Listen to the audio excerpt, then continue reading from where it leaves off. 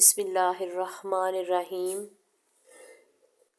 حضرت ابو ہریرہ رضی اللہ تعالیٰ عنہ سے روایت ہے، رسول اللہ صلی اللہ علیہ وآلہ وسلم نے فرمایا کہ جس آدمی پر بھی اپنے بھائی کی عزت و آبرو کے متعلق یا کسی اور چیز کے متعلق کوئی حق ہو تو یعنی بے عزتی کر کے یا زیادتی کر کے اس پر ظلم کیا،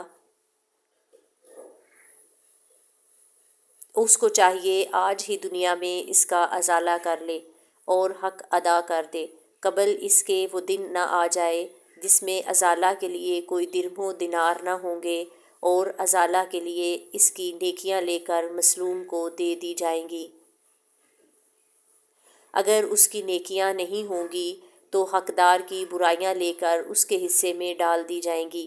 حضرت عبداللہ بن عمر بن العاص رضی اللہ تعالیٰ عنہ بیان کرتے ہیں، رسول اللہ صلی اللہ علیہ وآلہ وسلم نے فرمایا، مسلمان وہ ہے جس کے ہاتھ اور زبان سے دوسرے مسلمان محفوظ رہیں، اور مہاجر وہ ہے جو اللہ کی منع کی ہوئی چیزوں کو چھوڑ دے۔